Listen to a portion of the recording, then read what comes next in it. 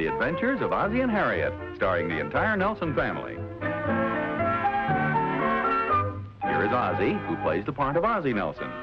And, of course, his lovely wife, Harriet, as Harriet Nelson. The older of the Nelson boys, David, appears as David Nelson. And his younger brother, the irrepressible Ricky, played by Ricky Nelson.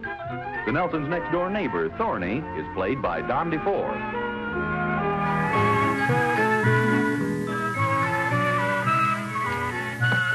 I think the worst part of giving a dinner party is making out the guest list. Mm-hmm. Should I invite the Dunkles? Mm-hmm. How about the Cunninghams? Mm-hmm. How about King Farouk? Mm-hmm. Who'll I put him next to? Well, why don't you put him... King Farouk? Who invited him? Nobody, but if you're not going to pay attention, somebody might slip him in. I heard every word, honest. Well, I wish you'd make a few suggestions. Oh, well, Harriet, you always plan such beautiful parties without any help from me. It's either a very nice compliment or you're just plain lazy. No, really, you do. Well, it's just a matter of careful planning. Here's the seating arrangement for dinner. You're at the head of the table, and then Clara Randolph, and then Herb Dunkel, then Betty Cunningham. Are you listening? Hmm? Then I'll put King Farouk next to her. Now, Harriet, I am listening. Well, I wish you would. I just don't know where to seat Susie and Tom Fowler. Put Tom between Betty Cunningham and King Farouk. Clara Randolph. And Susie between Herb Dunkel and Jack Caswell. Oh, I couldn't possibly do that. Why not? Well, don't you know before Tom and Susie were married, Tom and Betty were going together? But Clara broke up with Jack and started going out with Herb, who was crazy about Susie until he married Barbara. So when Clara and Joe got engaged, Betty Cunningham eloped with Bill. So how can you put Tommy and Susie between them? And he doesn't play tennis anyway. Well, who doesn't play tennis? Charlie Stewart. And if he sits next to Betty Cunningham, I'll have to rearrange the whole table. Have you ever considered serving a buffet? No, I can't do that. The last time I did that, the men sat at one end of the room and the women sat at the other. Well, what's wrong with that? Well, I wanted to know what all the men were laughing about. This really is a problem. What's the problem, Mom? Oh, hello, boys. Hi. Planning a party. Mother's having a little trouble figuring out who to invite. Well, that's easy. Why don't you invite me? Now, this is a grown-up party, Rick. Well, I'm grown up. Look at how short my pajamas are getting. What's so hard about giving a party? When I want to give one, I just call up and say, come on over to the house. The folks are going out to a show. Sure, Mom. Why don't you just call up your friends and say the boys are going to a show? And you give us some money and we'll go. It's not that simple. I know. You won't give us some money. No, I mean planning the party. In order for it to be a success, you have to choose your guests very carefully. Make sure that they have common interests. Their personalities don't clash. Yeah, we don't want any brawls around here, boy. Not only that, you got to watch the seating arrangements, too. Yeah, it sounds pretty complicated. Yeah, I never realized there was so much to it. Whenever I go to a party, I just hang around till I get a stomachache and then go home. Oh, yes, it is a little complicated, but with a little extra effort, you find that the planning really pays off. Yeah, the next time I give a party, maybe I'll try it your way, Mom. Maybe if you make a little extra effort, you can have 3 girls for every boy. What would I want to do that for? Boy, you know nothing about parties. Look, don't you think it's about time you guys went up to bed? Oh, okay, Pop. We want to get something to eat first. Well, don't take too long. You know, Harriet, maybe David's got something there at that. Instead of going all this fuss and trouble, why don't you just call up a few people on the phone tomorrow and casually invite them over? Oh, I don't mind.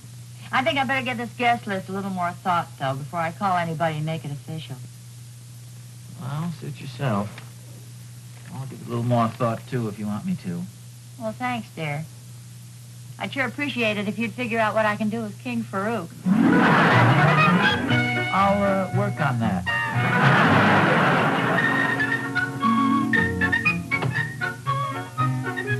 Hi, Oz. Hi, Thorny. Say, what's this I hear about you folks giving a party? Oh, how'd you hear about that? Well, David stopped by a little while ago for Will and mentioned something about it. Oh. What time should Captain and I be there? Well, now, wait a minute, Thorny. Don't you think it'd be a nice idea to wait till you're invited? No, I miss out on too many parties that way. What night's it going to be, Oz? Well, Well, now, wait, you're going to invite me, aren't you? Well, I suppose. Oh, so that's the way it is, huh? It's all right for me to be your neighbor and smell your cabbage cooking, but when you give a party, you leave me out. It's nothing like that. It's just that we haven't definitely decided yet whether we're going to give a party. Oh, I see. Harriet's made up her mind, but you won't give her the money, huh? No. As I say, we just haven't definitely decided. That's all. Well, Oz, I sure hope you do give it, and I hope you invite Catherine and me. Frankly, I'm getting pretty fed up sitting home every Saturday night with nothing to do but watch television or Catherine scrubbing the kitchen floor. Oz, we haven't been out for months. Well, gee, that's funny, Thorny. You used to be invited to parties all the time. Well, I think since Eisenhower was elected, there isn't much demand for my impersonation of Truman playing the piano. That's ridiculous. I mean, you're a fairly nice fellow. You're a lively guy at a party. Well, then why don't you invite me to your party? Oz, you're not sore about what happened at the last one. No. Well, it wasn't what I did at Harriet's birthday party, was it? Oh, no. The egg wasn't supposed to break in her handbag. I know, Thorny. You explained that. Wasn't what I did at the dinner party you gave for the president of the bank, was it? Anybody could knock a pile of dishes off the table. I know. We realized that was an accident. I don't know how my necktie got in the soup tureen. I apologize for that. After all, you gave me the tie, and I thought it was a good one. I didn't expect the color to run. Believe me, Thorny, all these things are forgotten and forgiven. Oz, look, if you'll only invite me, I promise I'll be careful. No funny stories, no parlor tricks, and if the party gets dull, I'll just let it lay there. Please, Oz, I haven't seen any real live people for so long. Just Catherine. I tell you what I'll do, Thorny. You and Catherine are definitely invited if we give a party. So just hold Saturday night open. Oh, wonderful, Oz. Say, could you make it Sunday night instead? Saturday's such a good television night.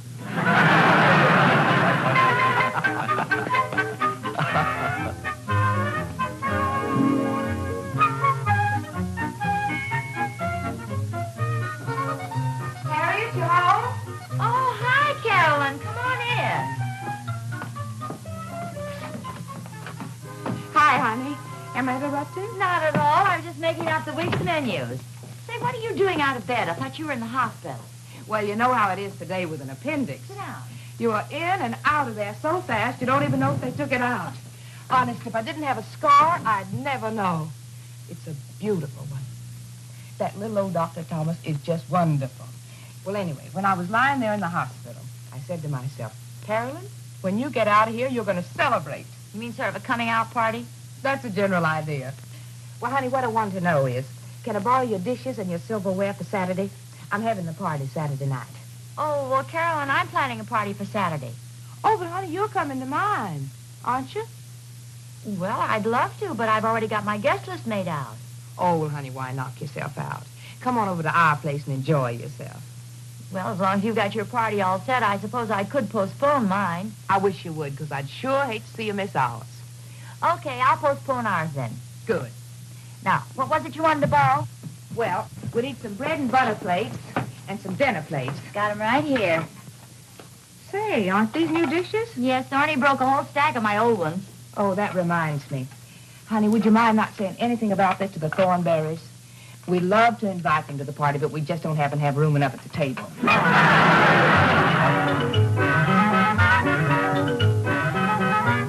Harriet, I've got just the guy to take King Farouk's place at your party, Thorny.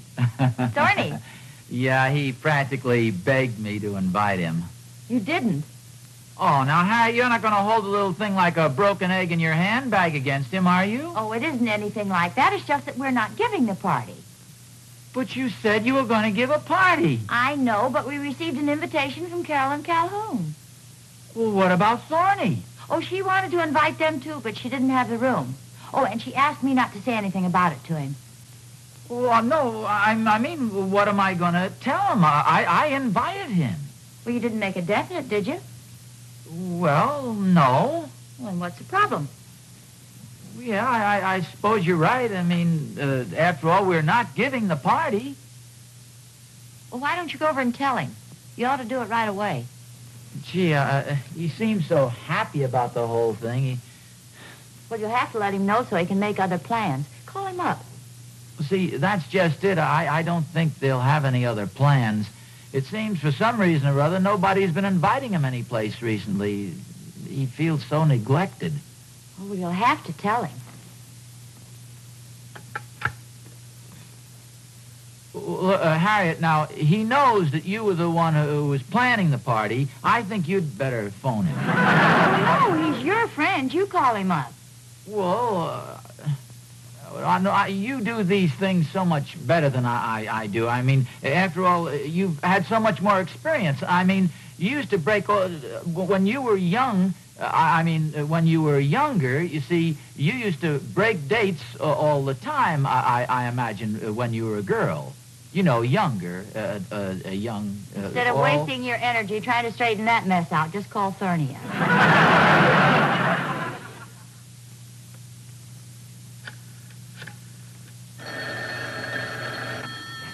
Hello? Harriet wants to talk to you. Here's Thorny, Harriet. Hello, Thorny? Harriet, I was just thinking about calling you. Oh, is there something wrong? You won't be able to come? No. I just wanted to thank you for the invitation. Well, I'm so excited I'm going out and buy a new tie for the occasion. A waterproof one. No kidding, Harriet. I really appreciate this. It's swell of you. Oh, by the way, what'd you want? I don't know. I guess I got the wrong number.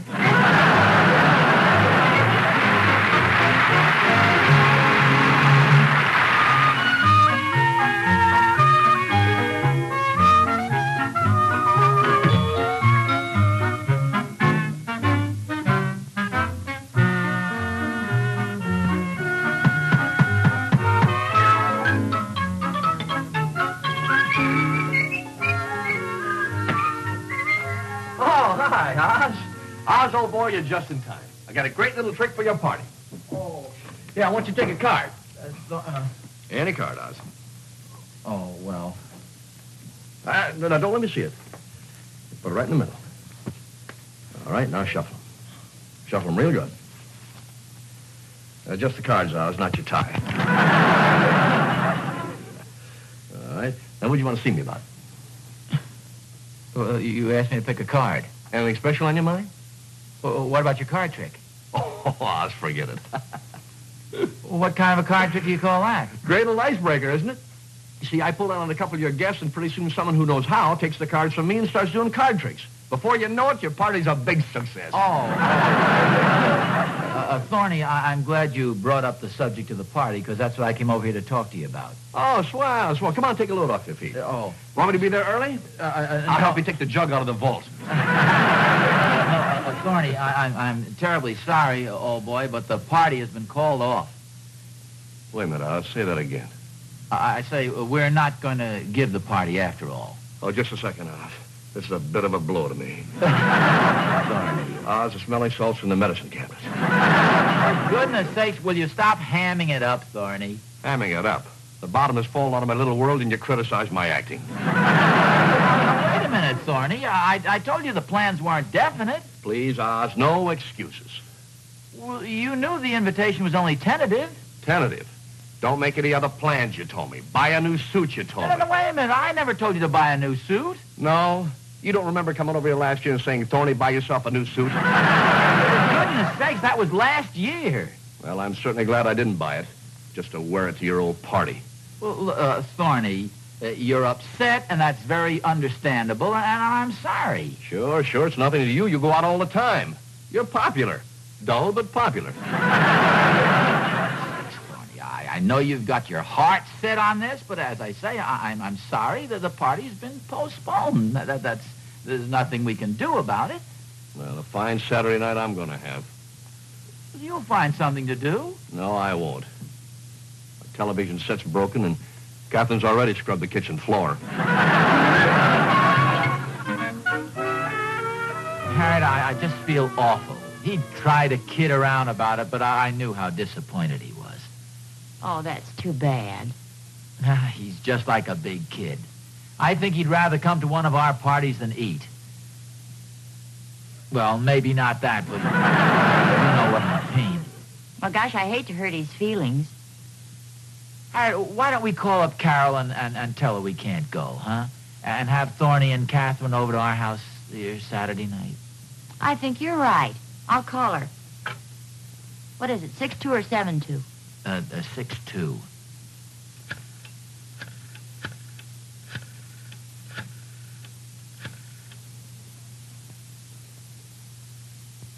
Hello, Carolyn? This is Harriet.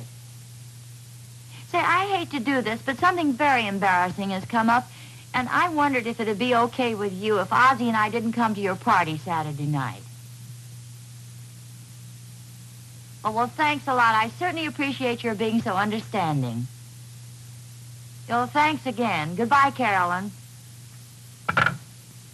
Well, I hate to miss the party, but I'd rather do that than hurt Thorny's feelings.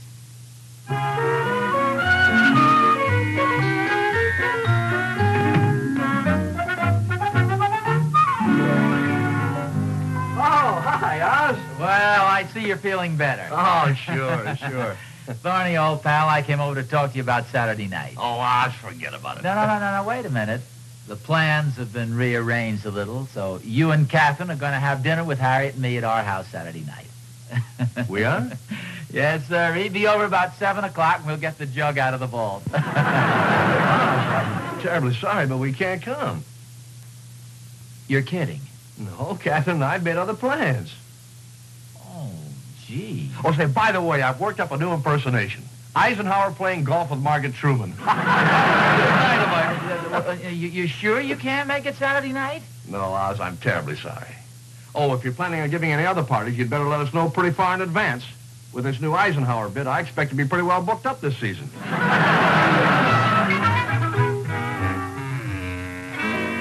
How about that Thornberry? Accepting another invitation. Well, you ought to be happy that he's going somewhere. Say, wait a minute. We could call up Carolyn again and tell her we're able to come now. Couldn't you? Yes, I suppose you could. Anyway, Harriet, you made the date with her in the first place, and then you broke the date, so it's only logical that you should call her up and make it again. Yes, dear, but if I called her up again, she'd think I was crazy. It just doesn't seem right, Harriet. I mean, come on, you're so diplomatic about things like this. You do them so well. Okay, if you want to be a coward, give me the phone.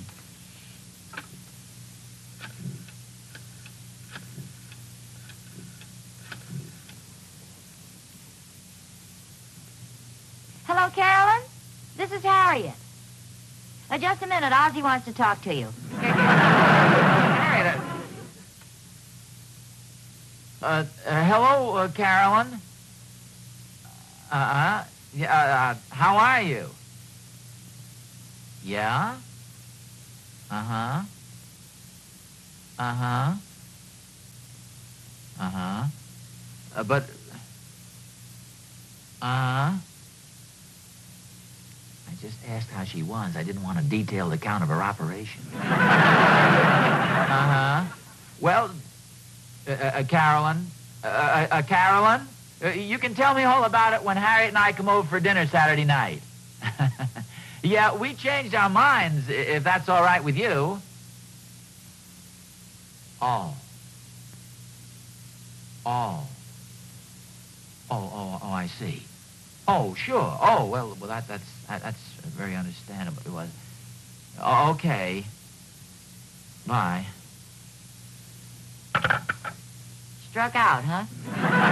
They invited somebody else to fill in for us. Guess who? Not your bosom pal and next-door neighbor. Who else? Of all the ungrateful people.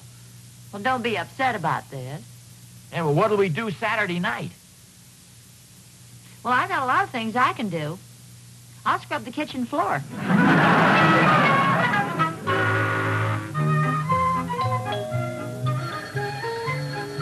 Ozzie? Yeah? You get the front door, I'll get the phone. Okay. Hi, Hans. Just dropped in to pay back that $1 I owe you. You don't owe me any dollar, and you know it. Oh? Well, here, take it anyway, Oz. I want you to have it. Trying to buy back my friendship? For $1? Oh, Oz, all the money in the world wouldn't pay for the feeling I have for you. Just how do you mean that? Well, that's good, I mean it. Oz, old pal, little buddy, I want to tell you something. I'm a heel. I must say I agree with you. We broke our date to go to Carolyn's party to invite you and Catherine over here to dinner, and what do? You wangle an invitation to take our place at the party and leave us with nothing to do for Saturday night. Oz, that's exactly why I'm here. I got to thinking how nice you were to invite us, and, well, I just couldn't go to Carolyn's party. So I called her a little while ago, and I said, Carolyn, now I know how much you need my impersonation of Eisenhower and Margaret Truman to make your party a success, but, well, I just can't bear to leave my old pal and buddy Ozzie alone on Saturday night. You just got to count me out. His friendship means too much to me. Thorny, I mean, you shouldn't have done a thing like that. No, that's all right, Oz. She'll probably never speak to me again, but that's okay. Well, at least you won't have to hear her tell about her operation. Oh, that's why I love you. You have such a wonderful sense of humor. Oh, did I tell you about the cat that walked into the bar? No, you'll kill me, though. Save it for Saturday night. Oh, by the way, what time do you want us to come over? Oh, about 7 o'clock. Oz will be here right on the dot. Okay, boy. So long, old pal. By the way, Oz, if you don't mind, I'll take my buck back. Oh! Did Thorny go? Yeah, he just went back home. Are you two friends again? Oh, sure. I mean, how can you possibly stay mad at a guy like that? You know what he just did, Harriet? He felt so sorry for us being alone on Saturday night that he called up Carolyn and told her he couldn't come to her party. You mean he finagled an invitation to come here again? Finagled? Oh, Harriet, after what he's done, how can you possibly use a word like that? Because I know something you don't know. Such as what? That was Carolyn Calhoun on the telephone just now, and she said her doctor made her give up her party on Saturday. It's too soon after her operation to exert herself. You mean Thorny knew that when he came over here? He sure did. Well, how about that? And he finagled an invitation out of me. How can you use a word like that? Because now I know what you know.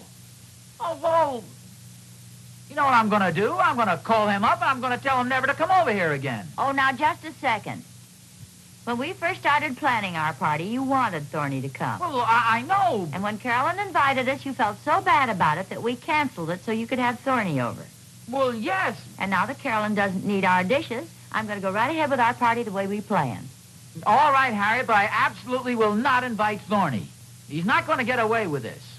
I'll get even with him if it's the last thing I do. But you've already invited Thorny. After all, he is a lot of fun at a party. Fun? Do you call those corny Now, wait a second. Let's invite him. I know how to get even with him. I'll take the wind out of his sails. How? Harriet, if I can give an impersonation of President Eisenhower playing golf, you think you could be Margaret Truman?